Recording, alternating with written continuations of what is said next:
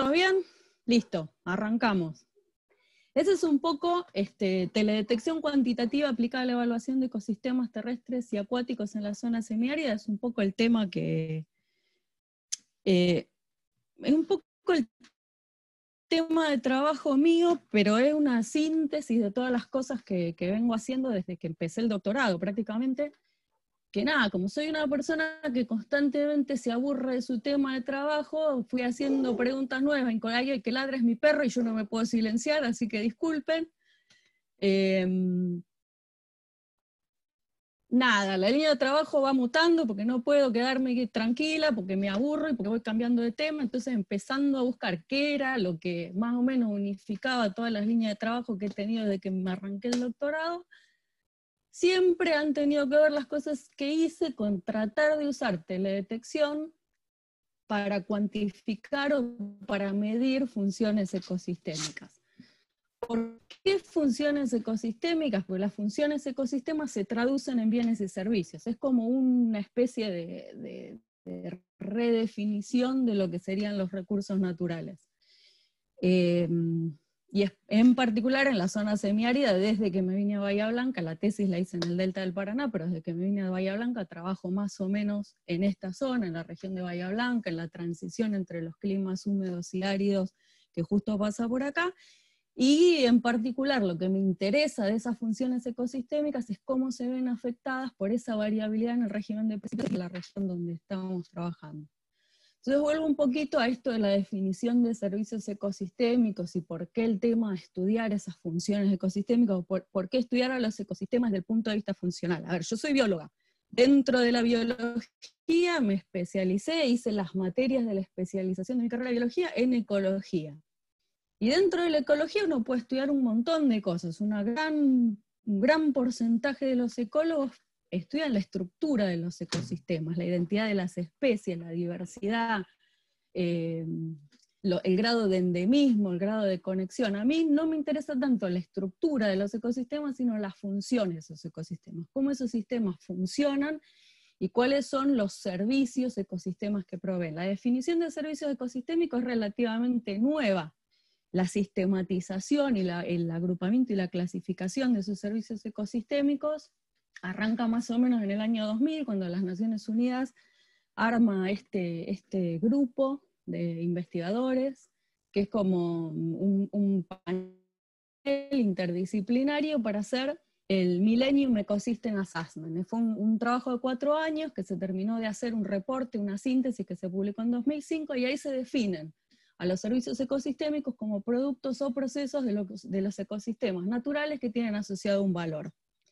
Flavia después les va a decir que no necesariamente es un valor económico, yo voy a ser un poco menos hippie en la definición, y les voy a hablar de valores que sí se traducen de alguna manera en un valor económico, en una valoración económica de esa función.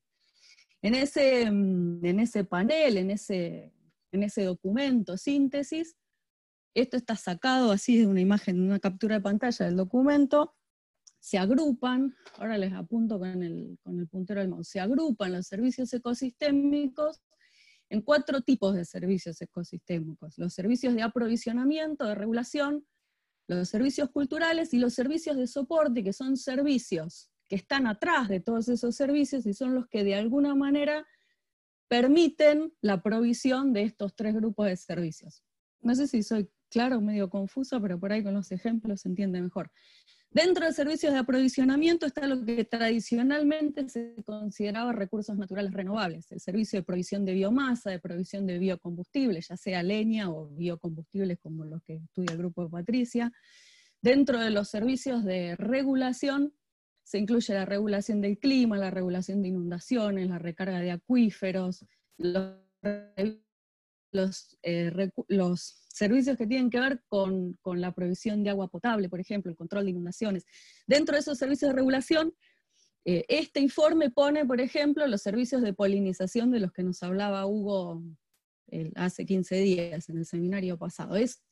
Este panel los pone dentro de servicios, los pone dentro de servicios de control, la FAO los pone dentro de la regulación, pero no importa. Y pone también un grupo de servicios que son los servicios culturales, que serían los más hippies, digamos, que son los servicios recreativos, los servicios culturales, estéticos, y todo eso. Son los que a principio a uno le costaría más asignarle un valor económico. Ahora vamos a ver que no tanto. En realidad, eso que se publica en 2005, de a poco se fue incorporando en todas las planificaciones de uso de recursos. La FAO, esto es actual de la FAO toma esa clasificación de servicios ecosistémicos, los considera base para lo que son los sistemas alimentarios y agrícolas, hace una reagrupación un poco diferente de los servicios, por eso uno de los que cambia de lugar es el de polinización, los de abastecimiento siguen siendo más o menos iguales, pero la FAO pone como servicio de regulación todo lo que es mantenimiento de la fertilidad del suelo, control de inundaciones, control de enfermedades, control de diseminación de plagas, polinización de cultivo, todo eso lo pone en servicios de regulación, o sea, los pone como servicios que directamente aportan los sistemas, los ecosistemas naturales, y no como servicio de apoyo. Y deja como servicio de apoyo todo lo que tenga que ver como provisión de hábitat para la biodiversidad, no tan estrictamente relacionados con la provisión de un servicio como bien alimentario. Y como servicio cultural pone directamente que son beneficios inmateriales o beneficios intangibles. O sea, la FAO no los considera como que se le asigna un valor económico directo, sin embargo, y esto es pura y exclusivamente porque odio el invierno y me quería ir de vacaciones y no me puedo ir de vacaciones y tengo frío, y empecé a buscar qué pasa en países que tienen playas paradisíacas, por ejemplo, como Belice. Si uno entra al Atlas Mundial y busca Belice, recursos naturales, lo que encuentra es esto. Para países como Belice, el primer ingreso es la agricultura, el segundo es la industria turística, y la industria turística provee el 25% de las fuentes de trabajo de ese país, con lo cual lo de intangibles es, o sea, en este caso sería un poquito más tangible que lo que podría ser para nosotros. No es que nosotros podamos basar nuestra economía nacional en los recursos estéticos y culturales, pero no sería tan inteligente menospreciarlos, digamos. Ese mismo nuevo paradigma sobre el uso de los recursos naturales, vieron que el nombre del CERSO, recursos naturales sustentables, renovables, o sea, siempre la palabra renovable implica que ese recurso yo lo tengo que usar de determinada manera para que siga siendo renovable. El concepto de recurso renovable es un recurso que yo lo puedo sacar y en la medida que lo voy sacando se recupera a sí mismo. Pero eso es como una visión estática del recurso renovable. Todo va a depender de la presión de uso que yo ejerzo. Un recurso que es catalogado tradicionalmente como renovable, por ejemplo, la pesca, puede dejar de ser renovable ante un evento de sobrepesca, por ejemplo. Entonces, el término renovable no es inamovible. Un recurso no es renovable o no renovable per se, sino que eso depende del tipo de uso que se hace de ese recurso. Por eso se cambia un poco, a partir del año 2005, se empieza a cambiar un poco el paradigma sobre este tema. Y lo más reciente que tenemos son los Objetivos de Desarrollo Sustentable, que es más o menos lo que está rigiendo ahora en todo el mundo las políticas internacionales sobre cuáles son los objetivos de desarrollo de las naciones, digamos. A nuestro nivel se empieza a ver un poco en las programaciones para los subsidios, por ejemplo. Ya se empieza a tener en cuenta que las cosas que nosotros hacemos con respecto a este tema estén encuadradas de alguna manera dentro de alguno de los objetivos de desarrollo sostenible de la ONU. Y el tema del manejo ecosistémico de los recursos naturales está muy metido dentro de estos objetivos de desarrollo sostenible. Está marginalmente en algunos objetivos, que en el objetivo 2, hombre cero, habla de los ecosistemas, provisión de agua limpia, habla del mantenimiento de los ecosistemas que dan apoyo a la provisión de agua limpia. Acción por el clima está como uno de los objetivos de desarrollo que está tremendamente ligado a lo que es el manejo ecosistémico. Después va a hablar Flavia, creo, un poco de eso. Y después, bueno, hay dos objetivos que están íntimamente ligados al desarrollo de estrategias de manejo ecosistémico de los recursos, que son vida submarina y vida en los ecosistemas terrestres. Todos los objetivos directamente están relacionados con el uso sustentable de recursos naturales, y apuntan al desarrollo, o sea, que las naciones hagan desarrollos específicos de manejo ecosistémico de sus recursos, y no que no nos limitemos al manejo extractivo, digamos, tengo el recurso natural, lo extraigo en la medida que puedo y listo, sino a manejar esos ecosistemas para lograr un desarrollo sustentable. Todas estas pavadas de cuál es más o menos el enfoque que tenemos en la forma en la que estudiamos los ecosistemas, digo el enfoque que tenemos, pero somos 4 gatos locos, como vieron en la primera diapositiva, ¿no? Hablo como si fuéramos 20 personas, pero bueno, más o menos son las 3 líneas de trabajo que les voy a contar ahora, apuntan a ese lado. Y dentro de la línea que tengo yo como plan de trabajo en carrera, en CONICET, hay dos cosas que quiero explicar. Primero yo hablo de teledetección cuantitativa. Teledetección, cuando yo digo que trabajo en teledetección, lo primero que piensa todo el mundo es, hacen mapitas con imágenes satelitales. Más o menos, esa es una parte de la historia. Cuando hacemos teledetección cuantitativa, cuando hablamos de teledetección cuantitativa, hablamos de estudiar a los objetos a través de la información del espectro electromagnético que sale de esos objetos. Básicamente medimos radiación que sale de las cosas, y la podemos medir con un satélite que pasa y captura una imagen, pero también la podemos medir in situ con un aparatito, ir y ver cuánta radiación en cada longitud de onda está saliendo de esos objetos que estudiamos. Entonces, por un lado tenemos la teledetección que todo el mundo piensa cuando la gente habla de imágenes satelitales, que es la teledetección satelital, pero también hacemos algunos trabajos que tienen que ver con la información in situ. Carlita, que es una becaria postdoctoral, que no sé si se habrá sumado ya a la charla o no, siempre dice que haga hincapié en que hacemos también teledetección puntual in situ con espectroradiómetro de campo, así que lo pongo siempre en todas las charlas. Dentro de, bueno, eso por un lado en cuanto a las técnicas que usamos, por un lado lo puntual, por otro lado los sistemas que forman imagen. Y donde tenemos algunas tesis y algunas cosas que llevamos a cabo en ambientes netamente continentales, otros que llevamos a cabo en la transición entre lo continental y lo acuático, que es de lo que más le va a hablar Flavia, que son los humedales, y otro en ambientes marino-costeros, netamente en ambientes acuáticos. En esos 3 tipos de ambientes tenemos distintos tipos de aplicaciones que desarrollamos a partir de teledetección, ya sea puntual o formadora de imagen. Ahora voy un poquito a la diferencia entre lo que es la teledetección con radiómetros, o sea, la toma discreta de información con espectroradiómetros, que se usan aparatitos como este que está acá en la... Bueno, esto está sacado del catálogo del espectroradiómetro que tenemos nosotros, pero es más o menos así. Hay otro tipo de radiómetros, pero básicamente son aparatitos como eso, que tienen una fibra óptica que lo que hacen es colectar luz, y adentro de la cajita hay detectores que van midiendo cuánta cantidad de luz entra en distintas longitudes de onda entre el infrarrojo y el ultravioleta. Esta información, que es muy detallada, medida a través de una fibra óptica que mide un área muy chiquitita del terreno, se traduce en un montón de algoritmos y un montón de información que es la que se usa para desarrollar los sistemas de teledetección satelital.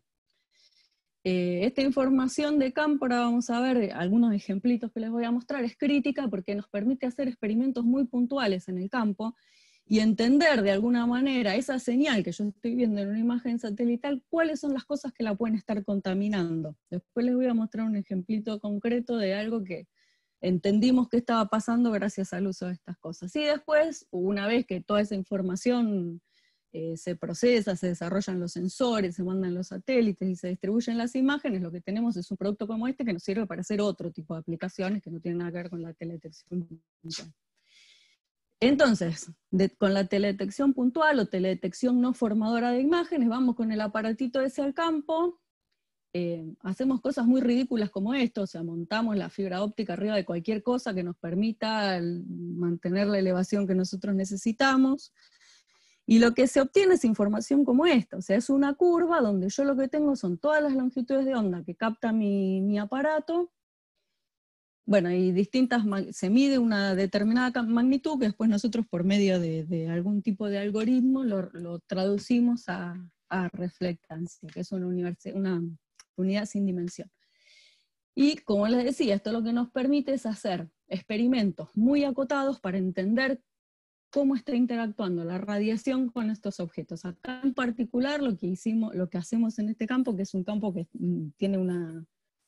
Bueno, de esto en algún momento le pueden pedir a Carlita Celeri, que da un seminario por eso, porque es en lo que está trabajando ahora. Yo les voy a contar algo, pero ella se los va a poder explicar mucho mejor. Básicamente, lo que nos interesaba acá era ver cómo un suelo con costra salina, sin costra salina, con más humedad, con menos humedad, una determinada especie más abundante o menos abundante, qué era lo que le pasaba a la firma espectral o la cantidad de radiación que sale del terreno, bajo esas condiciones muy determinadas, esas condiciones determinadas con mucha más precisión que lo que puedo hacer mirando una imagen de satélite.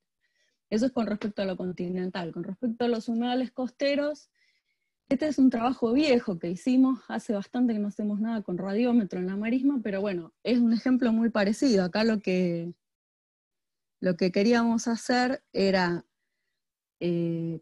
ver cómo afectaba los distintos niveles de biomasa, los distintos niveles de inundación y los distintos colores del suelo, cómo afectaba esa firma espectral, y a partir de esa información ver si podíamos desarrollar un algoritmo un poco más eficaz para estimar la biomasa de espartina, que bueno, es una especie, eso también se los va a explicar Flavia después, pero bueno, lo que queríamos establecer era un algoritmo que nos permitiera detectar condiciones específicas de senescencia de las plantas, de cantidad de biomasa, de nivel de inundación, todo eso, sintetizarlo en índices que se pudieran ver o que se pudieran mapear después a través de una imagen satelital. Esto lo hicimos con gente del INTA, con el Instituto de Clima y Agua del INTA, que bueno, ellos tienen un radiómetro más grande que el nuestro, así que nos lo prestaron y vinieron a hacer ese trabajo acá. Nuestro radiómetro es más chiquito. Y esta es una aplicación en sistemas acuáticos, este es Maximiliano Arena, que todavía está abandonado en el IADO, todavía no se cambió porque sigue teniendo su beca doctoral en el IADO, pero bueno, yo soy la directora, así que de todos modos estoy incluyendo muchas cosas que hace Maxi en realidad, pero que tienen que ver con mi línea de trabajo porque soy la directora. Y esto es muy parecido, o sea, lo que tenemos acá es lo que mide el radiómetro con una precisión espectral muy grande, o sea, cada un nanómetro me mide cuánta radiación me está entrando por esa firma con distintas condiciones de sólidos en suspensión, de cantidad de clorofila, concentración de clorofila, distintos tipos de grupos fitoplanctónicos, o sea, todas esas propiedades, todas esas variables de la masa de agua se pueden ver, o por lo menos intentamos verla, cómo se ve en esta firma espectral, y después cómo se vería cuando integramos esa información en lo que en teoría estaría viendo el satélite a partir de eso. O sea, esta es la resolución que yo mido en el campo, y esto es lo que vería el satélite de esto mismo. O sea, fíjense que la degradación de la información es muy importante y hay que hacer toda una ingeniería de qué es lo que está pasando ahí cuando yo tengo las firmas acá de un satélite y no de la información de campo. Por eso es que es importante el uso de los instrumentos de campo. Y esta es también un ejemplo de información puntual, pero esto es una cosa recontra reciente que la pudimos instalar a fines de enero. La pudimos instalar a fines de enero y ya no anda, en realidad se le voló el panel solar en una tormenta en abril y bueno, no pudimos volver a instalárselo de vuelta. Esto es una estación que es de la NASA, o sea, todas estas instituciones que están acá están involucradas en el proyecto. El robot es un robot que mide radiación, y mide la radiación que sale del agua, la radiación que llega del sol todo el tiempo. Ese brazo se mueve y va midiendo la radiación que sale del agua, la radiación que llega del sol constantemente, cada 15 minutos hace una medición, eso lo transmite directamente a un servidor en la NASA. Ellos tienen todos los modelos para corregir Se puede sacar un montón de información que nosotros todavía estamos subaprovechando, pero esa es información que está disponible para todo el mundo, no solamente para nosotros, pero estos datos tienen muchísima importancia para todo lo que es validación de imágenes satelitales, porque está midiendo directamente la señal que sale del agua y la señal que llega al Sol. Y eso es crítico para validar misiones satelitales nuevas, misiones que todavía están a prueba.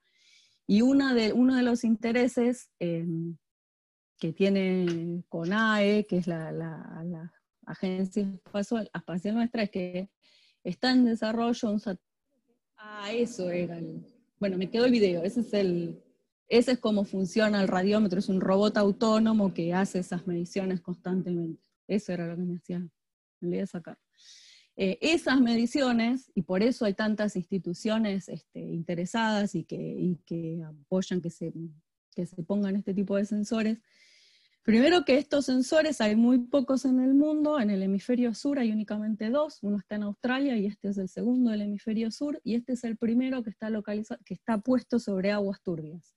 Hay un interés muy grande en todo el mundo en tratar de validar y desarrollar algoritmos específicos para aguas costeras. ¿Por qué? Porque en las aguas costeras son las que están asociadas a ese valor ecosistémico. Las grandes pesquerías que alimentan a la humanidad están ubicadas en aguas costeras. Las que alimentan a las comunidades costeras, las que alimentan a las poblaciones locales, tienen que ver con aguas costeras, con aguas turbias, con aguas en las que es muy difícil desarrollar algoritmos precisos para detectar estas funciones ecosistémicas. Argentina tiene, este es el Plan Nacional Argentino, esta es la constelación de satélites que han funcionado alguna vez. Ahora el único que está funcionando es AOCOM 1A y ahora se está por lanzar el 1B a fin de mes. Y Sabiamar es el que está en proyecto y tiene un interés particular en productividad primaria, ecosistemas costeros, ciclo de carbono, biodiversidad marina. Tiene el foco puesto en todo lo que es funciones ecosistémicas del ambiente costero. Por eso, en este proyecto está participando no solo los Ministerios de Ambiente y Agricultura, Ganadería y Pesca, sino el Consejo Federal Pesquero y la FAO. La FAO, a través de los GEF, los Global Environmental Fund, tienen un GEF específico para el fortalecimiento de la gestión de la biodiversidad marina costera, y para que Argentina desarrolle un programa de manejo ecosistémico, de un enfoque ecosistémico para el manejo de la pesca. Y ahí es donde entra el interés de CONAE en participar de esto, y el interés, hay otras iniciativas, hay otras, bueno, en el nuevo Pampa Azul y en varios proyectos de observatorios que están dando vuelta, una iniciativa bastante fuerte, una apuesta bastante fuerte del gobierno nacional en todo lo que es el estudio del ambiente marino y del ambiente costero en particular, y de desarrollar finalmente esas herramientas para el enfoque ecosistémico de la pesca.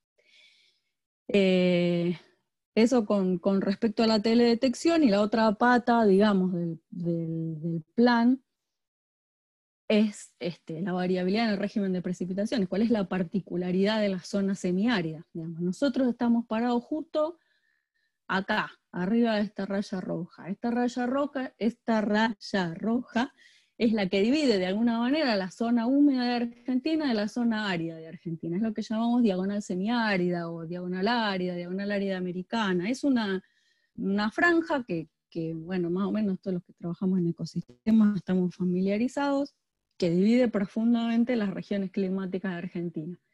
Esto se traduce en el espacio, en una variabilidad espacial muy grande entre la zona húmeda y la zona árida, que se evidencia mucho en la provincia de Buenos Aires.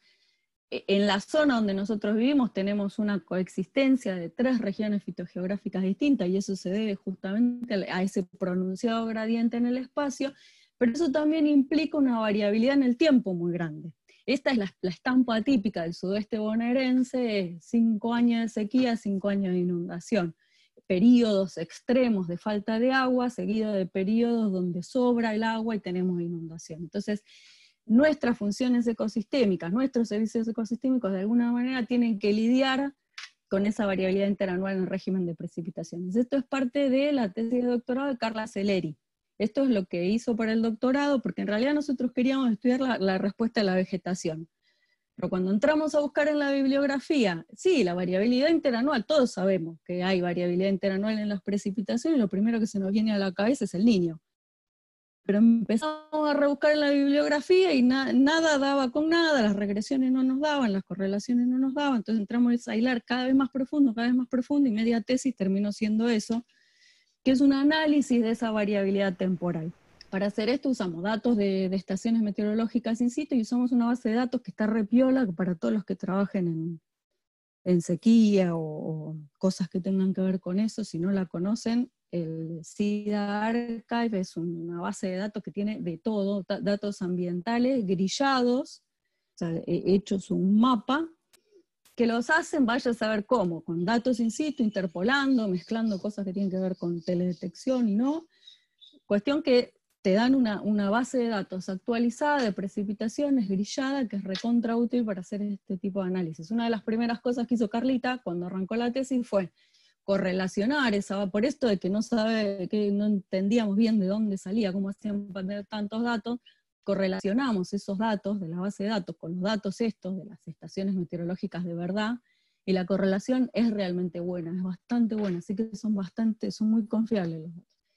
Esto es el resultado del análisis, se llama Empirical Orthogonal Functions. No voy a dar demasiados detalles porque, como ya les digo, la pueden enganchar para que dé un seminario ella, y si no me voy a ir por las ramas otra vez. Pero básicamente lo que se ve acá es que el primer modo de variación es la variación anual. La variación anual es la estacionalidad en las precipitaciones, ¿sí?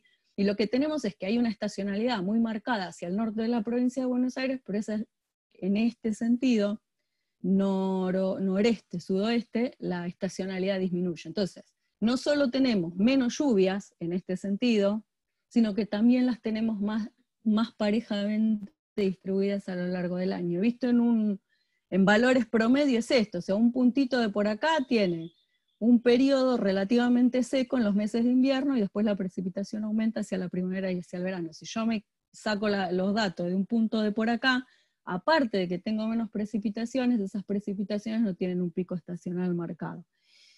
Sabiendo que hay una impronta muy fuerte estacional, lo que hizo Carlita fue desestacionalizar esa tendencia y quedarse con la variación interanual. Y en la variación interanual lo que aparece justamente sobre la zona que a nosotros nos interesa es una correlación muy fuerte con una oscilación que tiene un periodo de entre 6 y 8 años. Una oscilación interanual de algo que se repite cada 6 a 8 años. Alguno me va a decir, el Niño, más o menos. El Niño, la oscilación del Niño, el periodo de oscilación, eso es entre 3 y 4 años. No cierra. Cuando empezamos a analizar punto por punto de la grilla, cómo se correlaciona eso con el Niño, en realidad los puntitos esos son son signos más, quiere decir que ahí hay correlación positiva. ¿Hay correlación positiva con el Niño? Sí, pero no es pareja en toda la región. Fíjense que en casi toda la provincia de Buenos Aires no hay correlación con el Niño, y no es con todo, no es que un año Niño es un año lluvioso. La correlación significativa es con el índice del Niño entre agosto y octubre, y la lluvia total entre noviembre y enero. O sea, viene un año niño, viene un año niño, viene un año niño, primavera recontra lluviosa, llueve, llueve, llueve, llueve. Te vas de vacaciones en febrero, decile a alguien que venga a tu casa a regarte las plantas, porque después se viene un febrero recontra seco. Entonces, cuando yo correlaciono la precipitación anual total, no me da. ¿Por qué no me da? Porque no es todo el año lluvioso. Tenemos un fenómeno bastante complejo para explicar la variabilidad en las precipitaciones, que no lo vamos a explicar porque no somos meteorólogos, pero necesitábamos saber cuál era esa variación para elegir cuáles eran los años húmedos y cuáles eran los años secos. Para hacer eso agarramos los datos de las estaciones meteorológicas y fíjense que la oscilación es más o menos pareja para toda la región. Estas son las estaciones meteorológicas que hizo Carlita. Hay algunas estaciones que los periodos secos no son tan secos, porque son los que están por acá, son los que no están tan afectados por la sequía, pero en general hay años que son relativamente húmedos para toda la región, toda esta región centro-este de Argentina, la llamamos nosotros, son relativamente húmedos o relativamente secos para toda la región. Y ahí sí, una vez que pudimos describir eso, nos fuimos a la vegetación. Hago un poquito más de hincapié en esto porque son los temas que por ahí tienen más más interés para la mayoría de la gente que trabaja en el CERSOS, que tiene por ahí más un interés más agronómico, más continental, pero acá este es un problema que siempre tengo cuando trato de trabajar con agrónomos, y es la escala. Esto que usamos se llama Land Surface Phenology. Es fenología, pero es una fenología a lo bruto. No es que yo voy y miro la fenología de cada planta. Cada puntito acá es más o menos 1 kilómetro por 1 kilómetro. O sea, lo que yo estoy viendo acá es el NDVI máximo, que es una especie de proxy para saber la cantidad del pico de biomasa, pero es un proxy. No es que, o sea, yo para poder hacer una correlación de eso con la realidad tendría que ir con una topadora y cosechar cuadrados de 1 kilómetro por 1 kilómetro. No es fácil para alguien que está acostumbrado a trabajar a la escala del plot, en la escala del campo, en la escala del... Menos mal que no está Roberto, creo, en el chat, pero no es fácil para alguien que está acostumbrado a trabajar en la escala del potrero pasar a esto, porque no necesariamente tiene que ver. Es un... ¿Qué? Se abrió un audio, no me digan que está Roberto. No. A lo que voy.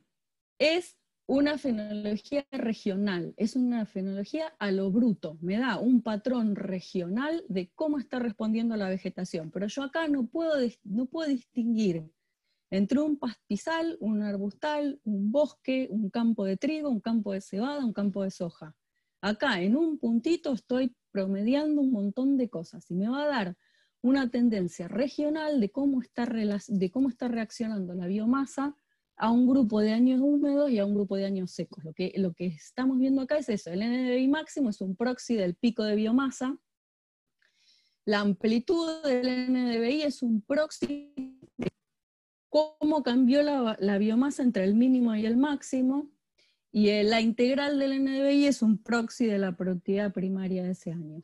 Y lo que vemos es la anomalía para ese grupo de años húmedos y la anomalía para ese grupo de años secos. Y lo que vemos es que no es pareja la respuesta a lo largo de la región. Más allá de que toda la región, ese grupo de años húmedos era más o menos húmedo en toda la región, y ese grupo de años secos fue más o menos seco para toda la región, hay regiones en donde el pico de biomasa reaccionó más que en otra, donde la amplitud de la biomasa reaccionó más que en otra, y donde la productividad primaria reaccionó más que en otras. Y esto que se ve acá es la diferencia entre los años húmedos y secos, y lo que está pintado con color más oscuro es donde esa diferencia fue un desvío estándar más grande que para el resto de la región. O sea, lo que uno ve pintado de verde es que reaccionó un desvío estándar por encima, y lo que está pintado de marrón reaccionó un desvío estándar por debajo. Entonces, por ejemplo, en este año, para esta métrica, para el pico de biomasa, esta región en el grupo de años húmedos fue significativamente mayor el aumento que para el resto de la región. El pico de biomasa aumentó para toda la región, pero aumentó más para esta región. Y para esto se los puede explicar mucho mejor Carlita Celeri, y después con más detalle cuando la agarren para que diga un seminario, pero lo que se ve y lo que se repite en todas las métricas que analizamos es que esta franja, este cinturón, que nosotros llamamos cinturón de transición, cinturón semiárido, no sé, 2000 nombres diferentes le pusimos, es una zona mucho más reactiva que el resto del centro-este de Argentina. Justamente en esa franja hiperreactiva es donde están el sitio en apostada de los experimentos del halo de la DraftNet, donde está planteado mucho de la tesis doctoral de Ailén, que la dirige el halo, y donde estamos tratando más de colaborar un poco dándole el marco regional a todo eso. Pero bueno, tiene que ver con ese cinturón de hiperreactivo, digamos, a la diferencia entre años húmedos y secos. Y lo que les decía del problema de la escala es que cuando queremos pasar de esa escala regional a una escala más local, empezamos a tener esos problemas. Sí, a escala regional, esa variabilidad climática, lo bruto, esa diferencia entre años húmedos y secos, se ve en esa escala, pero cuando yo lo quiero trasladar a la escala de paisaje, ese tipo de herramientas no me sirven. Entonces, ahí fue donde nos ayudaron mucho las las medidas de campo, porque ¿qué era lo que pasaba? Al mismo tiempo que Carlita estaba analizando estas imágenes y esta escala regional, esta variación regional en la fenología, ella iba al campo cada 15 días y cosechaba de biomasa, pero en un cuadradito más chiquitito, no cosechaba 1 kilómetro por 1 kilómetro. Y lo que en la imagen aparecía a nivel regional, para toda la región, como un pico de NDVI, cuando nosotros mirábamos el cuadradito chiquitito, no necesariamente eso era un pico de biomasa. Lo que está pasando es que cuando uno empieza a achicar la escala, o a agrandar la escala en realidad, cuando uno empieza a aumentar el detalle, entran en juego otras cosas en la señal. Y en este caso, en esta zona en particular, lo que más está influyendo esa respuesta es la salinización y el contenido de agua del suelo. Eso es de lo que está haciendo Carlita ahora. Esto es una cosa un poco más detallada en ese mismo campo, donde se ve que, bueno, es parte de la tesis, pero ahora lo está profundizando un poco más para la publicación. Estamos analizando con más detalle la relación entre la microtopografía, en realidad entre este punto y este punto hay 50 centímetros de diferencia, que uno diría no es una gran diferencia, pero eso determina cambios radicales en la sensibilidad que tiene ese ambiente y las probabilidades de que eso tenga un proceso de salinización o la formación de una costra salina en el suelo. Entonces, si lo miramos en este sentido, es mirarlo en este sentido, lo que tenemos es una zona que es muy sensible a la salinización porque tiene la capa de agua muy cerca de la superficie y depende mucho de la precipitación para saber qué tan cerca está esa capa de agua de la superficie del suelo y qué tan vulnerable es este ambiente a la salinización. Y por otro lado, acá tengo un alambrado y acá tengo una aguada, entonces lo que tengo es una interacción entre la topografía y en la microtopografía, en este caso, y el uso del suelo, y eso me representa distintas sensibilidades del terreno y distinto impacto de los años húmedos o secos sobre el proceso de salinización de suelo. Eso es parte de lo que está haciendo ahora, así que no voy a dar mucho detalle. Esto es parte de lo que está, en lo que está trabajando ahora, a ver si lo terminamos prontito, pero bueno, estos son análisis que hicimos con medidores de nivel de agua subterránea, esto es asociado a los niveles de agua con las precipitaciones, y esto es un poco la respuesta, durante este mismo periodo, la respuesta que fue teniendo el paisaje en cuanto a los niveles de salinización. Con respecto a humedales, no voy a hablar mucho, les voy a hablar únicamente de 2 iniciativas en las que estoy participando yo, pero de esto les va a hablar Flavia. Una es el Inventario Nacional de Humedales, que ya está bastante avanzado, a pesar de que todavía no está la ley nacional. Para los que vienen siguiendo los incendios del Delta, se estuvo hablando bastante últimamente de eso, de un proyecto de ley, dos proyectos de ley ya van, que perdieron su estatus parlamentario, y no obstante se avanzó un montón con el inventario, lo cual nos habla del gran interés que hay por tener finalmente el inventario de humedales. Nosotros vamos a aportar particularmente a esta subregión playas y marismas de la costa bonaerense, a este sistema en particular, que es Bahía Blanca, Bahía San Blas. Ya tenemos avanzado bastante del mapeo, y una propuesta que hicimos, que estamos esperando que se considere, es adjuntar a ese mapeo de los humedales los mapas de stock de carbono.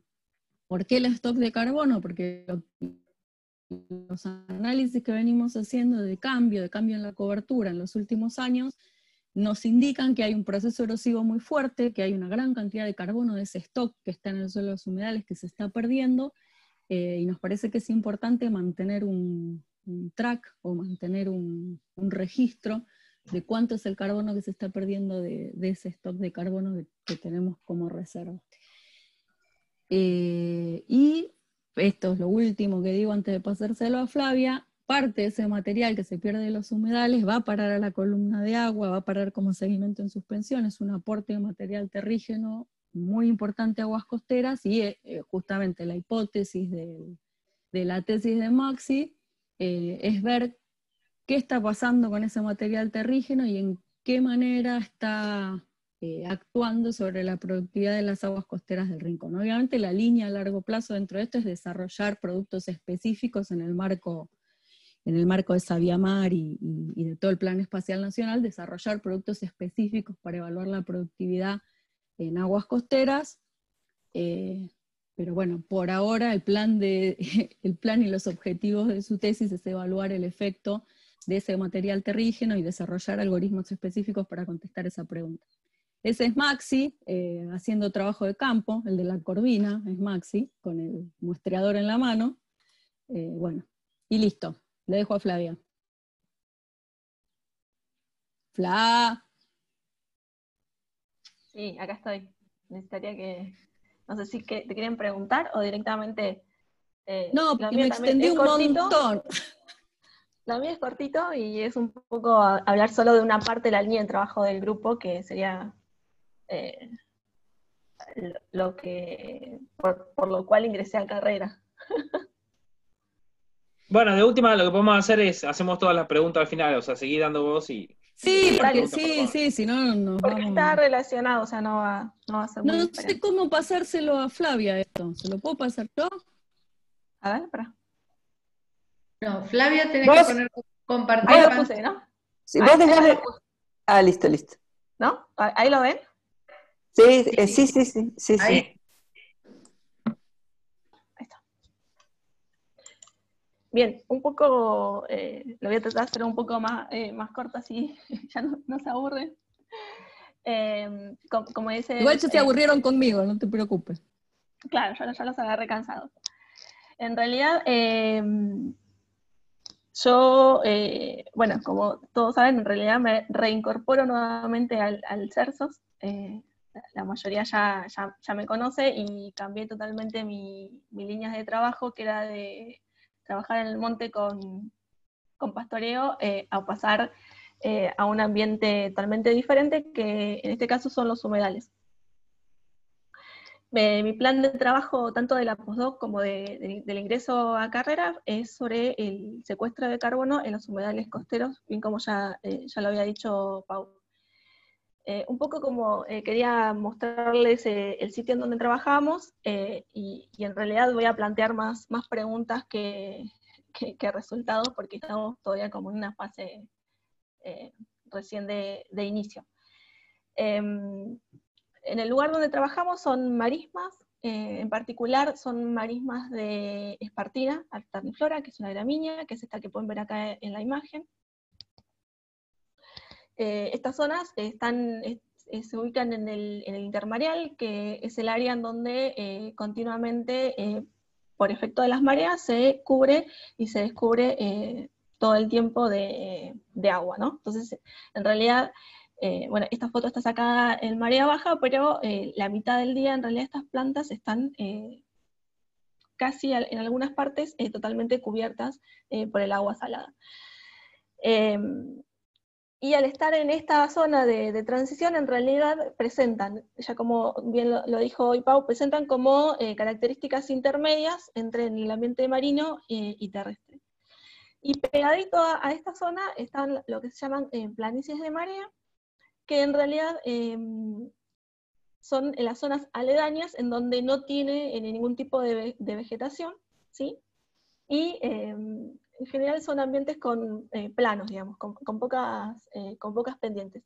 Acá justo en esta foto fue por la época del año, pero son lo que todos ustedes se imaginan con un cangrejal, ¿sí? Como cangrejales, de acá en Bahía Blanca. Justo en esta foto no se ven las cuevas de los cangrejos, lo que sí se ven los puntitos son caracoles. Y retomando un poco a lo que venía hablando Paula de los servicios ecológicos, en esta línea de trabajo nos enfocamos básicamente en algunos de ellos. Y nos importa más que nada cómo actúan estas marismas, en especial las espartinas alterniflora, en cuanto al secuestro y almacenamiento de carbono, a la capacidad que tienen para poder interceptar contaminantes, pero más que nada, sobre todo, a la reducción en cuanto al nivel de eutrofización que puede llegar a ingresar en las aguas costeras. Y nos interesa, por otra parte, cuánto material, digamos, especialmente en carbono, de estas marismas se puede exportar hacia otros ecosistemas, específicamente hacia el ecosistema marino. Como para un poco ponerlos en tema, por si no conocen mucho de lo que estamos hablando, Las marismas se consideran como buenas secuestradoras, o sea, como buenos ecosistemas en donde se secuestran y almacenan carbono. Sobre todo se le empezó a dar mucha importancia en esto, o se le empezó a prestar más atención en los últimos años. Y es lo que se conoce como carbono azul o blue carbon, que le dieron otro nombre para diferenciarlo del carbono que secuestra un bosque o una selva. Entonces, este carbono es secuestrado por las marismas, ya sea a través de la formación de biomasa, ¿sí? A través de la fijación de dióxido de carbono, a través del enterramiento de carbono, ya sea propio o de carbono externo, alóctono, que puede llegar a través de diferentes cursos de agua. Pueden ser arroyos, o en el caso, por ejemplo, de Bahía, además, más que de arroyo, tenemos desagües, ya sean urbanos o industriales, que aportan nutrientes, o aportan en realidad, son fuente de carbono para estos sistemas, para las marismas. Entonces, como de estas tres maneras serían, digamos, actuarían las marismas como secuestradoras y almacenadoras de carbono. Una vez que la marisma fija este dióxido de carbono formando biomasa, en general no tienen una gran pérdida a través de la herbivoría. Sí se ha visto que algunos guanacos la pueden utilizar, algunas marismas, se ve que las vacas pueden llegar a comer algo de estas plantas, pero en realidad es una muy baja proporción de lo que se pierde por herbivoría. Entonces, la gran proporción de biomasa que se genera pasa a ser detrito. Ese detrito, en general, se seca y queda en pie, y ahí es donde comienza el proceso de degradación, de descomposición, principalmente microbiana, y luego, ¿sí?, este detrito cae al sedimento y está disponible para todos los que son la fauna bentónica, que son los que utilizan mayormente los detritos producidos por estas marismas. Entonces, como bien decía, una vez que en estas marismas se fija el dióxido de carbono, hay varios caminos que pueden seguir ese carbono que se fijó. O bien puede ser como reciclado, ¿sí?, dentro de la misma marisma, por los microorganismos o por la fauna bentónica.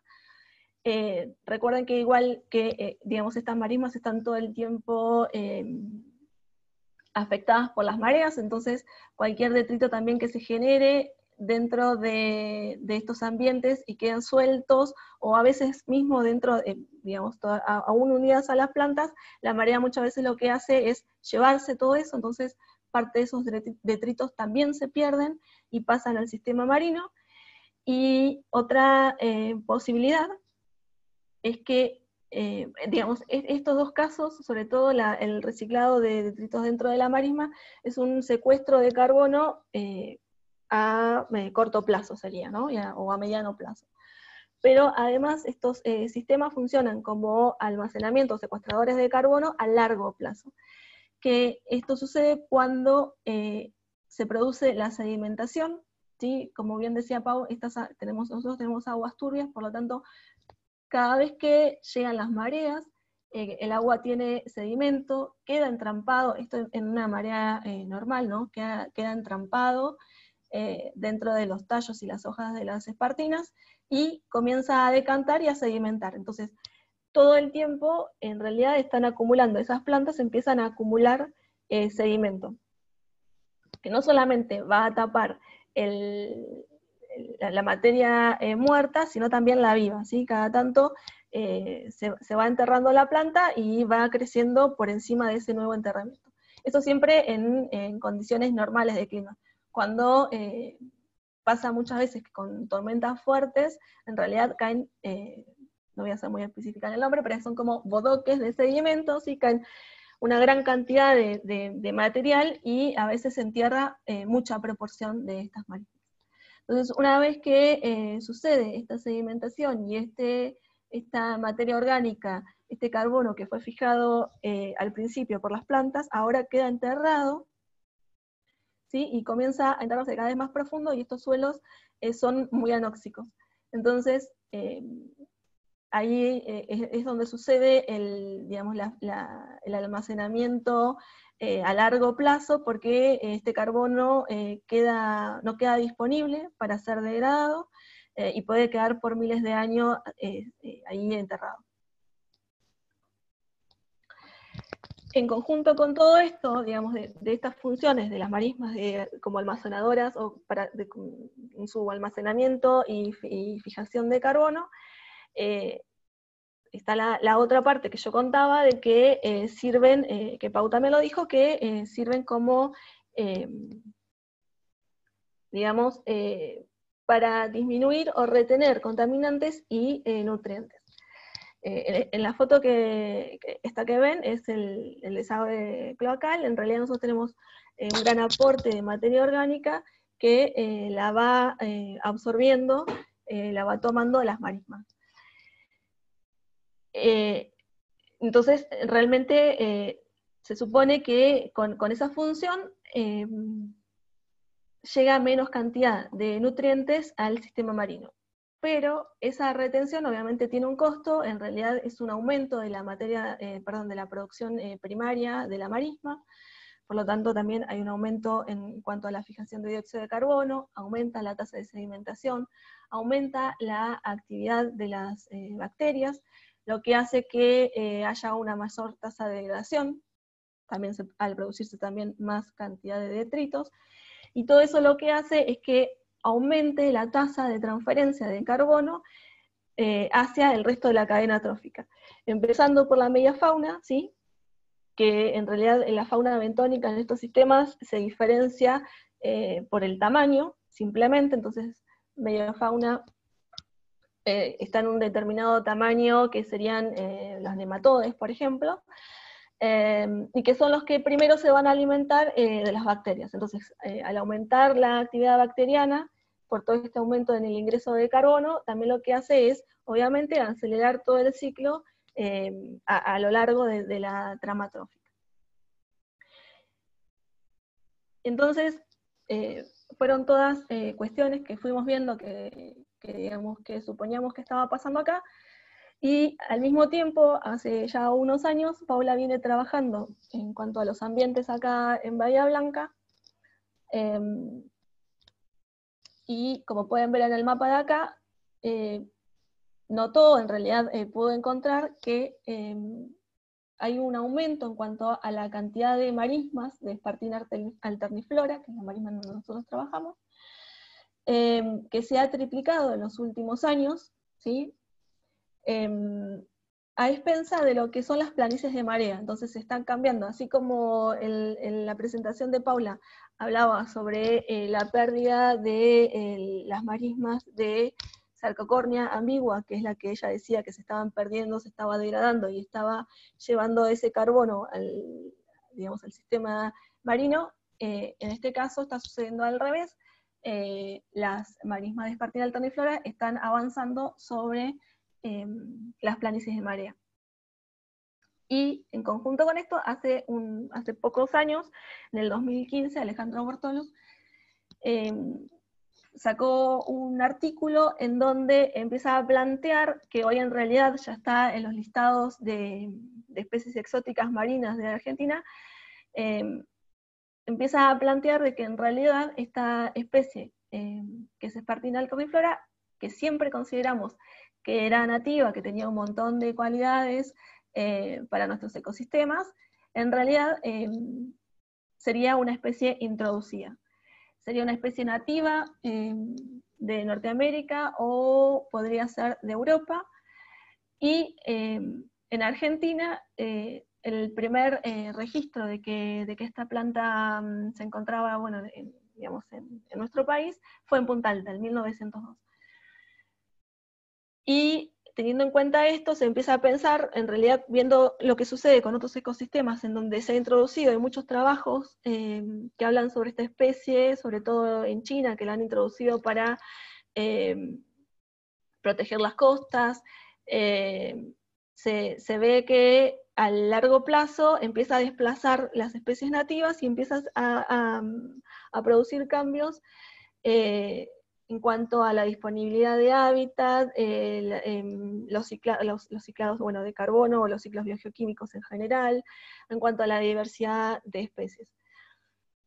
Entonces, con toda esta información que teníamos del estuario y que veníamos viendo lo que sucedía, nos planteamos, y estas son más o menos las preguntas que nos queremos responder a través de esta línea de trabajo. En realidad estamos, yo recién comenzando en esto, y como primera pregunta que nos planteamos fue, ya que nos interesa sobre todo el ciclo de carbono, cuánto está aportando, en realidad cuánto está realmente fijando esa marisma del dióxido de carbono, cuánto lo está reteniendo, o en realidad no está reteniendo nada y está siendo más una fuente que un sumidero. Entonces nos empezamos a preguntar a ver cuánto es de diferente a la planicie que tiene aledaña, porque en realidad está avanzando sobre esa planicie, entonces en realidad se está perdiendo esa planicie. Entonces, en un primer momento lo que hicimos fue ver el contenido de carbono dentro de cada uno de esos dos ambientes, comparando las planicies de marea con las marismas, y cómo afectaba la presencia de espartina sobre las comunidades bentónicas. Nos enfocamos siempre sobre las comunidades bentónicas porque son, digamos, los degradadores, son los que primero van a consumir todos los detritos que libera espartina. Una vez que teníamos más o menos eso no muy en claro, pero que empezamos a respondernos esas preguntas, surgieron otras, que son, ¿qué pasa? ¿Cómo es el flujo de carbono desde el sedimento hacia la fauna bentónica en esos ambientes? ¿Y qué sucede si hay un incremento de nutrientes? Con esto, con la idea de que en realidad las marismas están siendo, o están amortiguando ese efecto que nosotros le damos, ese efecto de aumento de nutrientes por parte nuestra antrópica. Entonces, otra de las preguntas es, bueno, tenemos este ambiente que parece que va a amortizar este ingreso de nutrientes, bueno, ¿qué pasa cuando los aumentamos? Y las otras preguntas, que serían las que nos quedan más por comenzar a estudiar, son cuánto de estos detritos se producen, es lo que yo decía, cuánto de esto se queda, cuánto de esto se va, y cómo son los procesos de degradación realmente dentro de esa marisma. Lo que sucede es que se ha visto que en muchos trabajos que, si bien se produce una gran cantidad de biomasa, gran parte de esa biomasa no es material refractario y no se puede degradar, digamos, y queda inaccesible. Y quedaría enterrado en el sedimento. Con respecto a la primera pregunta que nos hicimos, que fue cómo era el contenido de carbono y cómo eran las comunidades bentónicas, hicimos una pequeña experiencia. Con esta experiencia salió una tesina para recibirse de licenciada, Ana Paula Andreó. Y en este trabajo lo que vimos, en realidad lo que quisimos estudiar, bueno, es tomando muestras, sencillamente tomando muestras en las marismas. Nosotros siempre trabajamos en las marismas bajas, lo que se llama marismas bajas, es que son aquellas que están siempre influenciadas por las mareas, o sea que siempre se van a tapar en algún momento del día por las mareas, en comparación con las planicies de marea aledañas. Bueno, y en esa primera aproximación sobre estas preguntas, pudimos ver que hay una diferencia en cuanto a la materia orgánica en cada uno de los ambientes, y hay una diferencia en cuanto a la composición de la macrofauna bentónica. Tanto difieren mucho en cuanto a las marismas. Siempre hay más densidad de macrofauna bentónica en las marismas en comparación a las planicies de marea. Sin embargo, cuando empezamos a ver un poco más cómo era esa diferencia, en realidad si bien hay mayor cantidad de organismos, también hay una diferencia en cuanto a la composición. Los organismos que se encuentran en las marismas son mayormente, este caracol, que en realidad son organismos que están sobre el sustrato, y herbívoros. Si bien no se alimentan directamente de espartina, son herbívoros. Mientras que en las planicies de marea los que predominan son poliquetos, que a diferencia obviamente de los caracoles se encuentran dentro del sedimento y son detritívoros, entonces se alimentan mayormente de materia orgánica. Una vez que tuvimos ese primer trabajo como aproximación, nos planteamos la segunda pregunta de qué pasaba con ese sistema cuando le incorporábamos fertilizante. Entonces hicimos una segunda experiencia en donde estábamos nuevamente en los dos ambientes, tanto en la marisma como en la planicie, pero a uno se la fertilizó con triple 15, nitrógeno, fósforo y potasio, y a otras parcelas no se las fertilizó, para ver cómo se comportaba, digamos, el incremento de nutrientes en cada uno de estos ambientes. A su vez, para poder ver cómo pasaba ese carbono a través de la cadena trófica, sobre todo de la fauna bentónica, lo que hicimos fue plantear exclusiones, en donde se hicieron exclusiones cada vez más chicas en cuanto a tamaño de malla, y se fueron excluyendo en primer momento los predadores superiores, luego los predadores superiores y el macrovento, o sea, todos aquellos organismos mayores a 500 micras, ¿sí? Utilizamos caseramente estas parcelas hechas de ruleros. Y luego se hizo una última exclusión en donde se sacaba directamente toda la fauna bentónica, y lo único que dejábamos dentro de estas parcelas eran las bacterias. Acá puse una foto para que se vea cómo lo ubicamos en cada uno de los ambientes. Esto es una marisma, acá hay un control caja. Digamos que si quisiera un ave o un pez puede alimentarse acá. Acá las dos clausuras más chiquitas y la clausura más grande, en donde lo que dejábamos afuera eran los peces, los aves y algunos invertebrados grandes como los cangrejos. Y dentro de cada uno de estos compartimentos lo que quisimos saber era cómo era la cantidad de carbono y cómo estaba influenciado por la concentración de nutrientes. Este trabajo está a medio camino, o sea, no le voy a poder dar muchos resultados. Era lo que estaba haciendo justo antes de la cuarentena. Pero como resultados generales, en realidad pudimos ver en el macroventos que sí hay un efecto en las planicies de marea en cuanto a la cantidad de nutrientes, el aporte extra de nutrientes, pero no en las marismas, o sea que no estarían funcionando las marismas. En cuanto a la amortización, parecería que no hay ningún efecto.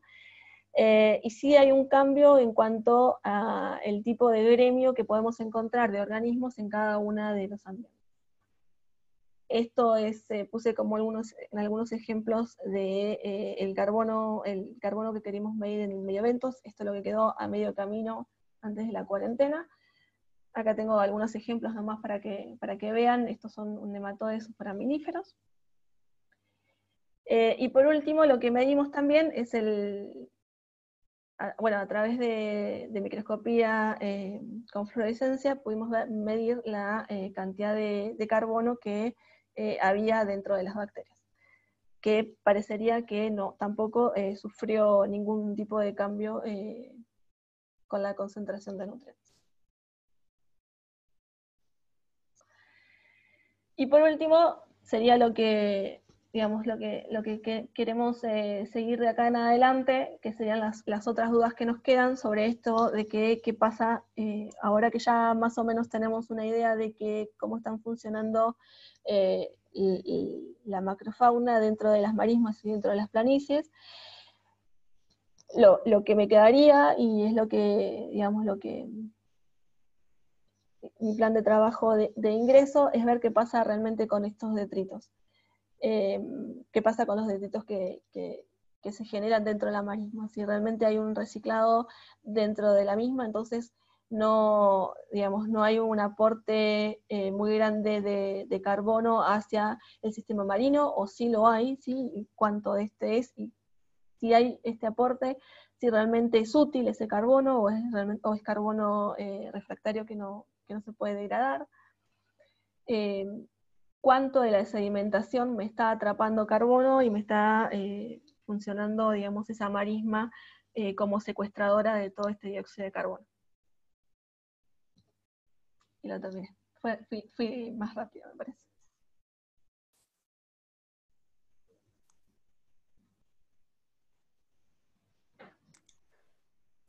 Bueno, muchas gracias. Hugo se tuvo que retirar porque tenía una reunión a las 3. Así que bueno, muchas gracias. La verdad es que fueron muy claras las dos. Y quería saber si alguno tiene preguntas para hacerles.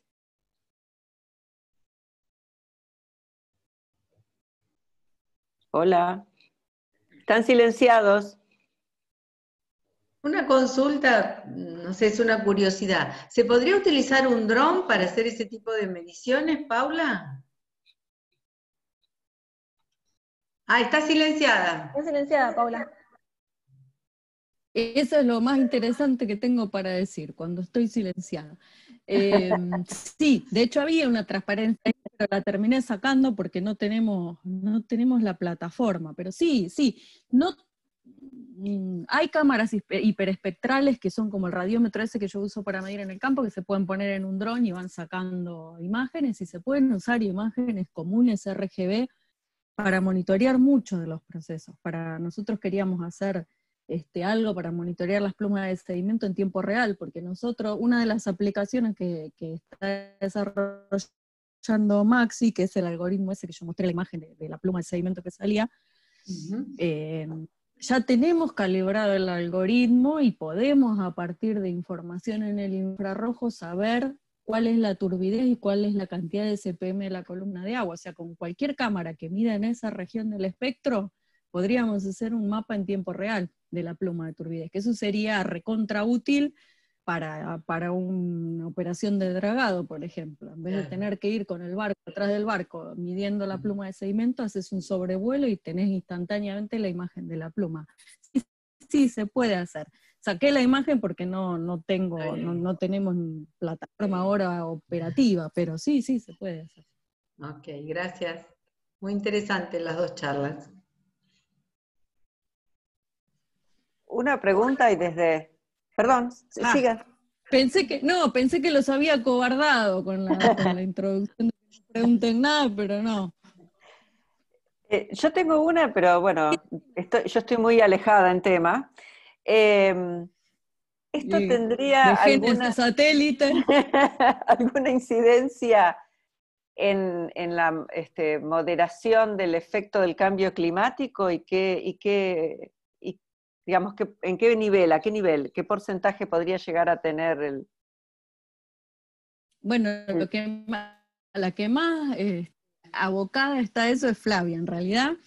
Pero sí, de hecho, más que en porcentaje de carbono, lo que hay, y hay cada vez más, son manuales operativos.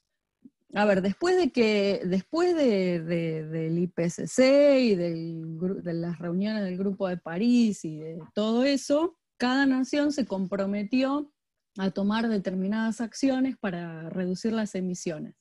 En función de esos compromisos que adopta cada país, aparecen normas ISO específicas para que cada empresa tenga que hacer su huella de carbono, y a la hora de vender un producto le tiene que poner la estampilla de su ISO y elevar el informe de cuánto carbono efectivamente está emitiendo por producir lo que produce. Esas emisiones de carbono, de acuerdo al compromiso que haya asumido el país, las tiene que compensar de alguna manera, o emitir menos o compensar por lo que emite. Y la forma de compensar por lo que emite justamente es financiar proyectos de captura de carbono. Entonces, están los manuales específicos, está el protocolo de cómo se debe medir, cuánto carbono capturan estos ecosistemas.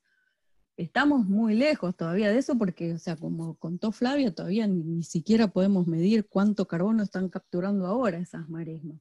Hay que meterse más con los protocolos y leerlo, porque el tema más allá de que Argentina no hizo ningún compromiso demasiado, no se comprometió demasiado con el tema de las emisiones, pero las empresas que exportan sí, como bueno, el caso de Proferti, que no sé si Flavia me comentó que necesitaban hacer la evaluación de la huella de carbono, sí, porque por ahí no se la exige a Argentina, pero si quieren exportar a la Unión Europea se la van a exigir. Entonces en algún momento estaría bueno estar preparado para saber cuánto vale eso. En realidad los proyectos que se financian son, en el caso nuestro sería control de la erosión, recuperación de marismas, con el tema que tenemos de la espartina que se está expandiendo, no sé, habría que evaluar beneficio versus daño, qué es lo que conviene, pero los proyectos de uso de material de dragado para subvencionar marismas son cosas que se financian, los proyectos para frenar la erosión se financian, son todos bonos de carbono, digamos, son valores que tienen asociado un valor económico y por los cuales las empresas que emiten dióxido de carbono u otros gases de efecto invernadero financian estos proyectos. Y hay un mercado, como el mercado de la soja, del trigo, el girasol, o sea, cotiza en bolsa, no sé. No sé si responde tu pregunta, pero... Sí, perfecto, sí. Sí, si bien, como dice Pau, en su momento, digamos, esto de que para los que son más conservacionistas, esto de que la espartina es exótica, medio como que al principio siempre fue, digamos, esas marismas fueron geniales, hacían de todo, era lo más tener esas marismas, y medio cuando aparece esto, se empezó a ver con otra cara, pero digamos, el beneficio estaría igual, si bien hay un cambio en cuanto a eso, a lo que está sucediendo, a diferencia de las planicies de marea, si se siguen expandiendo, obviamente para Bahía es un cambio. Nada, ni positivo ni, digamos, no porque sea exótica va a ser negativo. No, y la posibilidad de expandirse está relacionado con la tolerancia que tiene a crecer en estos sistemas salinos, donde a veces también hay desecación, o siempre está anegada. No, en general sí, puede estar un poco hacia arriba, digamos, en cuanto a la línea de costa, pero más que nada está o se desarrolla más en las zonas donde hay agua, digamos, donde en algún momento llega la marea. Pero bueno, es como dice Paula también, con el dragado, que se mueve mucho cantidad de sedimento, se ve que, digamos, ese sedimento se deposita en lugares nuevos, y se ve que con todo ese movimiento aparece espartina. En las fotos justo que mostré, en los lugares donde nosotros trabajamos, que son los más accesibles, en realidad la planta es bastante chiquita, hay poquita cantidad, pero en otros lugares dentro del estuario de Bahía es más densa y más alta todavía. Bien. ¿Gente, alguna pregunta? Hola, buenas tardes. Yo tengo una pregunta. No conozco mucho el ambiente, más que de haber ido alguna vez a pasear, así que tómenlo desde ese lado. Pero enganchando con lo anterior, y también con esto que decías, que me parece que da para la reflexión de cómo a veces la misma situación de la misma espartina, si es nativa es bárbara y si es exótica es malísima. O sea, ponernos un poco a reflexionar sobre eso, ¿no? Que a veces hacemos que no está bueno. Tratando de ver, digamos, la situación con objetividad desde el funcionamiento de ese ecosistema.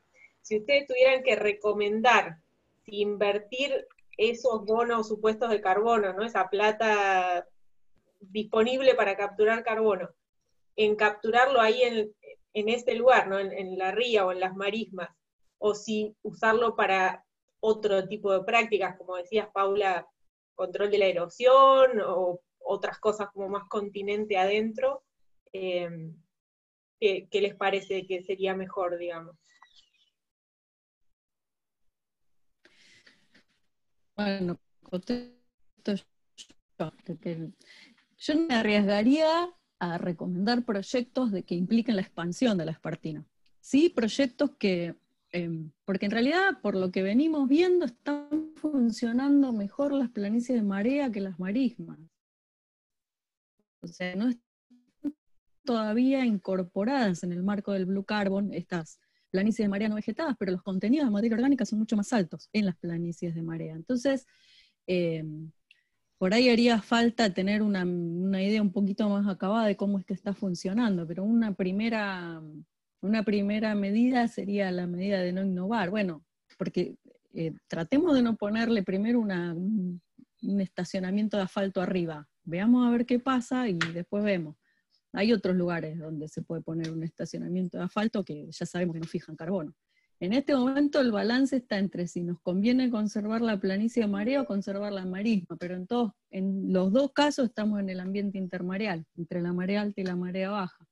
Y yo no me arriesgaría a decir, bueno, usemos sedimento de material dragado para subvencionar la expansión de las marismas, porque en realidad no sabemos cuál es el efecto global de esta expansión de las marismas. Hay un cambio en el tipo de comunidad bentónica y seguramente va a estar asociado al tipo de fauna que se alimenta de eso, ya sea peces o aves. En el caso de la pesca artesanal, hay otros problemas mucho más importantes en el estuario que si tienen o no alimento los peces, pero en el caso de la fauna, y sobre todo de las especies protegidas, las aves migratorias y algún mamífero, qué sé yo, puede ser relevante que haya un cambio demasiado notorio en el tipo de cobertura de la franja intermareal. Pero por lo pronto sí, conservar la franja intermareal, que siga siendo intermareal. Después vemos si es preferible la planicie de marea o la marisma. No sé si me explico. Está como que no dije nada. Yo tenía una preguntita. Hola. Hola. Bueno, bienvenida Paula y qué bueno tu regreso, Flavia. Gracias. No, me quedaba pensando un poquito en la presentación, muy linda Paula. Cuando hablabas de pico de biomasa hacia el final, en las últimas de tus presentaciones, cuando hablabas de los ciclos interanuales, lo de pico de biomasa me perdí. ¿Es todo dato de radiación o hay un dato concreto de medido sobre las plantas?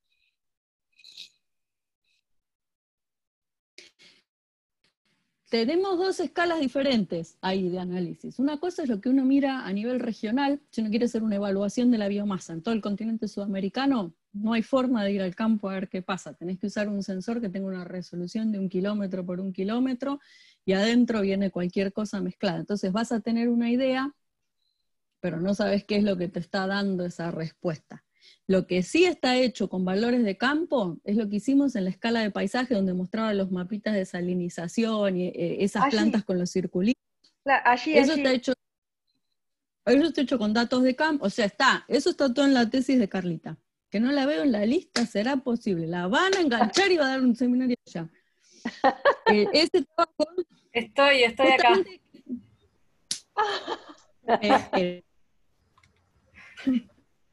Carlita. No, bueno, el tema ahí es que el problema de estas cosas es la compatibilización de escalas. Con Carlita, ella arrancamos con esto, con la evaluación en una escala regional. El NDVI mundial, global, en todo el mundo, no sé, hasta en Marte, el NDVI tiene una relación prácticamente lineal con la cantidad de biomasa que hace fotosíntesis. Si yo voy y mido sobre un campo de soja, parejito, mido la reflectancia ahí in situ, calculo el NDVI, va a tener una relación lineal seguro con la biomasa. Existe, esa relación es real, pero cuando yo eso lo quiero trasladar a una escala regional, no estoy midiendo en un campo de trigo o en un campo de soja, estoy midiendo en una cosa que tiene un camino en el medio, un perro moviendo la cola, un árbol y un pastizal. Entonces se pierde un poco la relación esa planta-radiación, digamos. Una parte del trabajo está hecho, la evaluación regional está hecha confiando en que el NDVI, el NDVI máximo representa un pico de biomasa, punto. Me olvido del campo y asumo que esa relación es real y existe. cuando quisimos llevar eso a la escala de paisaje, en esa escala chiquitita no es tan así la cosa, porque cuando yo tendría que tener el pico del NDVI, porque tengo el pico de biomasa, en realidad se me hace una costra salina en el suelo y eso me cambia completamente el patrón de reflectancia. Entonces, ahí ya no estoy viendo vegetación, estoy viendo una mezcla entre biomasa y del suelo. Está claro. Lo mismo pasa cuando empiezan a aparecer estas especies que se ponen rojas con el estrés salino, también me cambia la curva de reflectancia. En realidad yo tengo el pico de biomasa, yo voy, serrucho la planta y es el pico de biomasa, pero no es el pico del NDVI.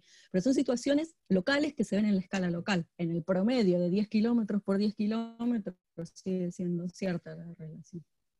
Pero bueno, ese es el ejercicio de ir al campo, cortar y medir, es necesario para entender qué es lo que está pasando. Claro, gracias. Y Flavia, bueno, justo te iba a preguntar acerca de si era exótica o nativa y lo aclaraste, y ahí empezó todo esto. Y recordaba, bueno, Espartina, el género tiene niveles de ploidía muy distintos y ha sido exitosa y híbrida y por eso es un problema también en muchos lugares del mundo, ¿no? Sí, y yo mucho de esto no entiendo, pero en realidad parte de saber si era exótica o no tenía que ver cuando empiezan a ver genéticamente las que encuentran en Estados Unidos, justamente eran hexaploides, si no me equivoco, y entonces ahí encuentran la relación, porque pasa eso, en realidad estamos acostumbrados por tiempo a nosotros de lo que estudiamos, de que las cosas siempre estuvieron, no sé, uno siempre dice, no, siempre estuve Espartina ahí, qué sé yo, y no se empieza a plantear desde cuándo realmente alguien la vio por primera vez. Entonces, sí, la sacan a través digamos, de la genética, y sí, soporta un montón de cosas, además de eso, que soporta mucha estar inundada, entonces, sobre todo en lugares donde la han llevado recientemente, o sea, como que saben que la introdujeron a propósito,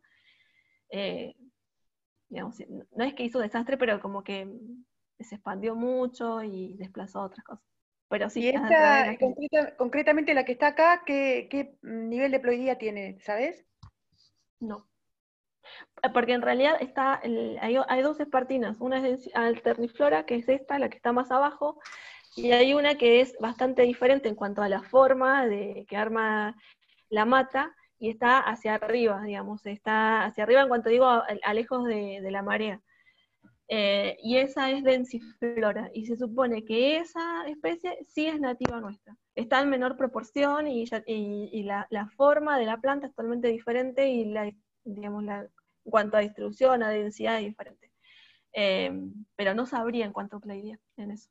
¿Y en el paisaje es como bien como manchas de cada una o hay mezcla?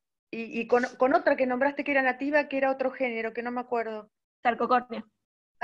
Están bien separadas, no, nunca hay mezcla. Sí, en general se ven bien separadas. Cuando están las marismas de Espartina, es solo Espartina, sobre todo porque hay una zonificación en cuanto a la presencia de una planta y la otra, y donde están las marismas de Sarcocornia no vas a ver mezclado Espartina alterniflora. Sí, densiflora puedes ver algunos manchones, como te digo, esa por ahí puede estar más mezclada. Pero entre Sarcocornia y Espartina alterniflora sí están separadas.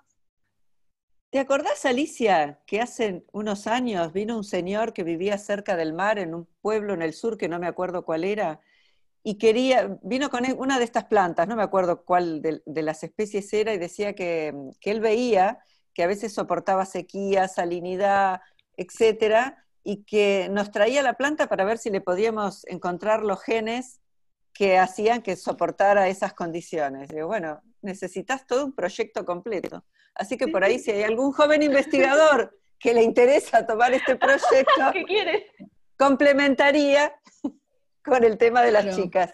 Tal cual. Bueno, sí, soporta de todo. No sé, con pan comestible, ¿no? Habría que hacer una cosa ahí. No importa que sea comestible, pero si vos decís que encontrás los genes que le dan esas características de rusticidad, se los podrías transferir a especies que fueran más interesantes desde el punto Que de sirvan vista... para algo, ¿va? Que sirva para algo. Para comer, por lo menos. No sé, bueno. Pero sí, vino el señor con la plantita para traernos. ¿Te acordás? Sí.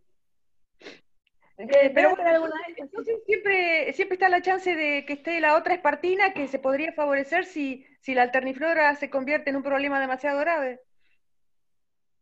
no, digamos, sí, la otra está, pero no está, no se desarrolla en el mismo lugar que, Claro. digamos, que esta espartina. No, en realidad no la estaría, lo que está desplazando espartina alterniflora son las planicies de marea.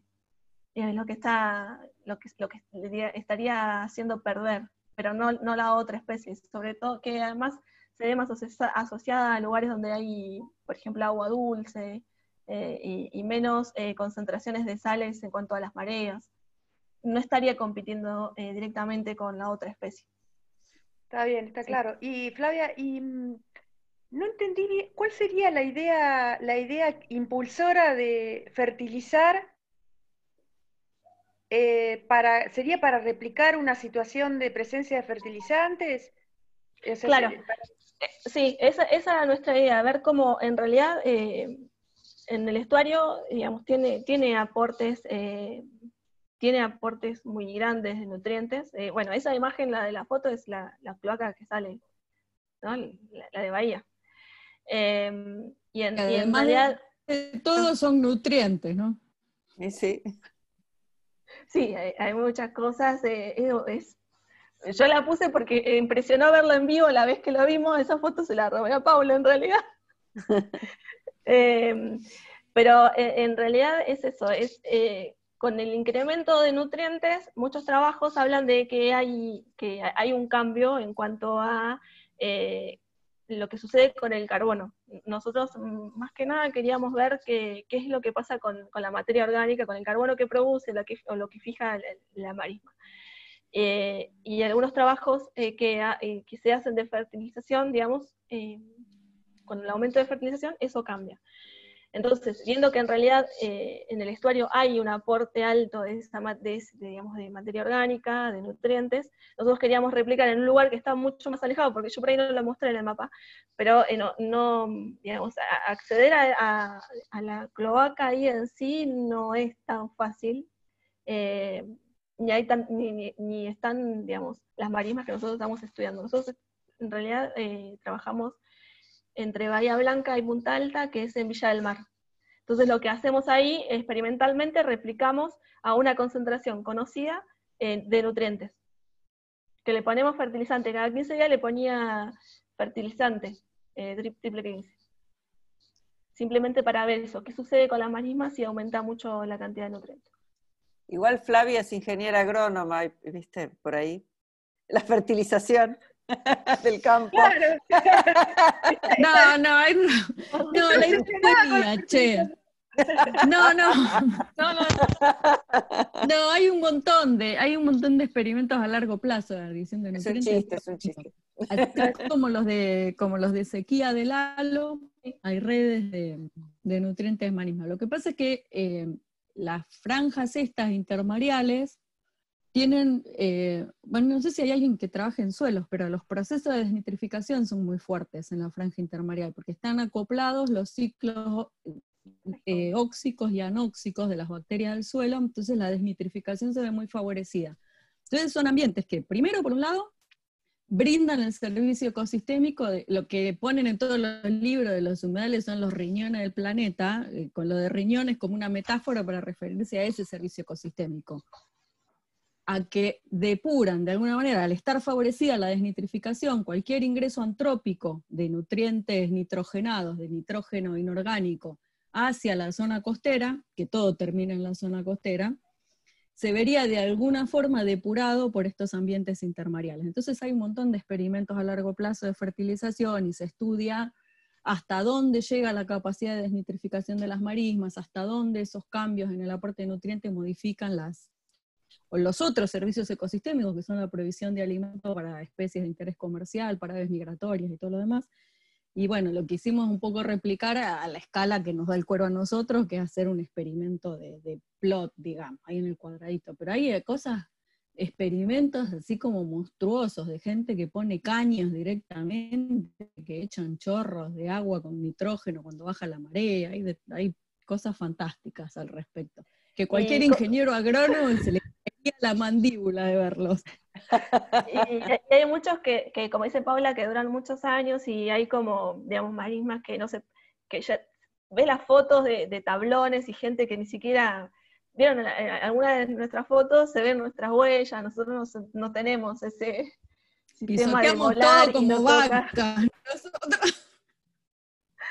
Pero una de las cosas, yo totalmente obviamente que cambié de sistema, que nada que ver, que el problema era antes que alguna rata, que algún ratón me robara las marcas de las plantas hechas con alambre, o que una vaca me pisoteara, me pisoteara la parcela, a pasar de que solamente tengo una franja muy chiquita de tiempo para poder medir las cosas, porque me viene la marea, y que en realidad en Bahía no aparece, pero no es que hay muchos lugares disponibles, accesibles, como para que uno vaya a hacer experimentos y deje cosas. Hemos dejado parcelas más grandes y han desaparecido. Entonces, por eso replicamos ahí en ese lugar, que es en Villa del Mar, que se puede acceder fácil y que las cosas hasta ahora han quedado. Las chicas han trabajado en Maldonado, que es más difícil de llegar, es más peligroso. O bueno, cerca de la cloaca. Eso que señalas, Flavia, bueno, refleja también la realidad que sabemos, que es que toda esa zona tiene poca accesibilidad para la comunidad, y eso hace que no sea considerado un bien a proteger, no hay demasiada información, ¿no? No, porque además, si bien hay algunos lugares de otras marismas que por ahí pueden ser más lindas, tenés esos caminos de tierra que están colmados de basura, que cualquiera de las periferias donde podés llegar a esas marismas, en realidad es muy difícil acceder a esos caminos para llegar, y bueno, y a veces llegás y no sabes lo que te encontrás o con quién te encontrás ahí, entonces... por eso últimamente nos acompaña Cristian cuando queremos explorar algún camino vecinal medio extraño, nos lleva Cristian, que vendría a ser como nuestro guardaespaldas. Pero sí. Multitasking. Sí, tal cual. Sí, hay zonas mucho más lindas dentro de las islas. O sea, en lo que es todo ahí sí, más difícil de acceder, ¿no? Pero son mucho más lindas. Chicas, tenía una consulta. Cuando Hola, hablan de esas plantas que son tolerantes a la salinidad, ¿se considera servicio ecosistémico que hagan bioacumulación de metales pesados? ¿O cómo se ve eso ahí?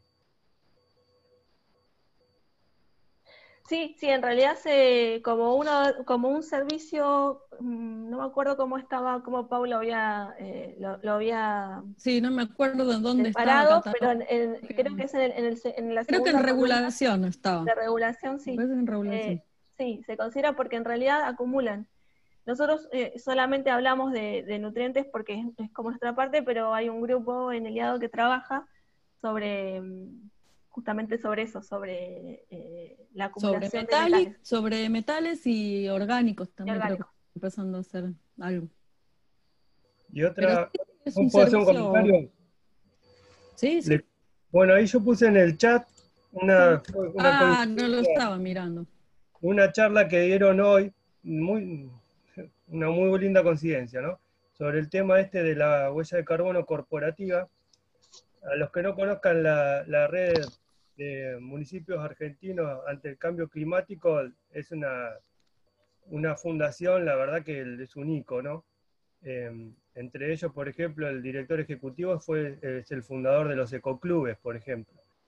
Ellos trabajan con el municipio de Villarino, ¿sí? Con todo lo que es el tema de resiliencia climática, y quiero comentar que tienen en cuenta o bien valorado al CERSOS, un poco por el proyecto que han hecho sobre el tema de plantas nativas, con el tema del viento y la erosión y demás.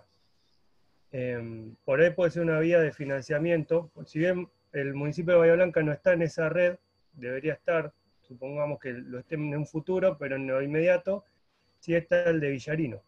Y están trabajando. Ah, mira.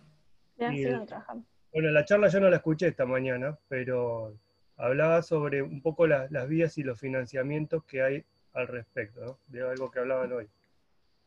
Mira, muy re- Está muy bueno, gracias, sí. La verdad no tenía idea que vamos a ver qué es lo que están haciendo. Nosotros por ahora está todavía en el plano teórico, que haya alguien ya en concreto haciéndolo, nos viene bárbaro. Y es una red que siéntense con tiempo a ver todo lo que hacen porque es muy amplia, pero bastante específica en cada cosa que tratan. Y la verdad que son muy accesibles para charlar con ellos y bueno, nada, puede ser un paso. Sí, genial, muchas gracias. Sí, sí, puede ser una buena unión ahí.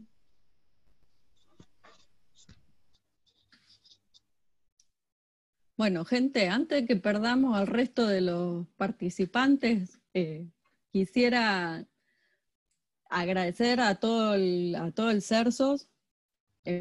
Bueno, Roberto que no está, pero Roberto que me aceptó en su grupo de trabajo, a Lalo que me aceptó en su oficina, a Viviana que me aceptó en su instituto, a todo el mundo. O sea, agradecerles enormemente la oportunidad que nos dieron de asentarnos en el CERSOS. Y bueno, tanto Flavia como yo, como Carlita y Maxi, que todavía no abrieron la boca, pero ya la van a abrir.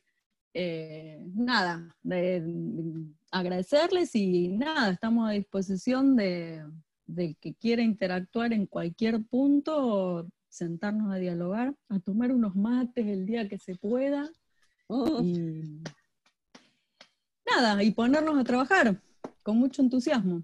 No, gracias a ustedes por venir, por formar ahora parte del CERSOS, y bueno, nos gustó mucho la charla, muy interesante, y bueno, gracias por la charla, gracias por venir y bienvenidas. A vos, a Flavia, y a los que no conocemos, que bueno, ya quedarán enganchados en un futuro seminario. Le voy a anotar a Hugo, que es el organizador. Sí.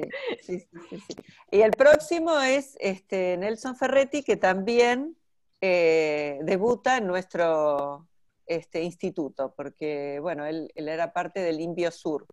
Así que ahora estamos recolectando gente de distintos institutos. Nos van a echar. Así que bueno, sí.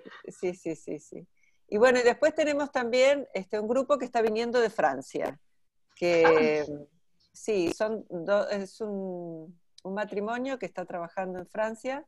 No sé en qué instituto estaban o si se pertenecían a alguno, estudiaron en La Plata, fueron compañeros de Hugo, y bueno, creo que más para cerca de diciembre van a venir. Espero que... Son bahienses y estudiaron acá en la UNS. Sí, exactamente. Sí. Espero que no vengan con COVID ni nada por el estilo, los pondremos en cuarentena primero, a su arribo, y bueno, después allí se instalarán. Buenísimo. Bueno, gente. Bueno, nos vemos. Hasta dentro de 15 días. Nos liberamos. Chao, gracias. Chao. Gracias.